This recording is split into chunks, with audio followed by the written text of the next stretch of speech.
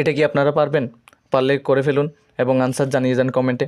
না পারলে এখানে দেখুন 6, 17, 49, 144 ক্রমটির পরবর্তী পদ কত? তাহলে আমরা 17 থেকে একটু একটু করে ভেঙে দেখাই আপনাকে। এর উপরের পদ 6, এর পরের পদ 49, এর পরের পদ হলো 144। দেখুন 17কে আমরা এভাবে লিখতে পারি না, 3, 6, 18, তার থেকে 1 বিয়োগ করলে আমরা 17। ঠিক একইভাবে এই 17 মহাশয়কে এখানে নিয়ে আসেন, তাহলে 17-এর সাথে 3 গুণ করলে 51, 51 থেকে 2 বিয়োগ করলে 49। তারপর একইভাবে 49কে এখানে টেনে নিয়ে আসে, 49 গুণ 3 করলে কত হয়? 147, তার থেকে 3 বিয়োগ করলে কি হয়ে যায়?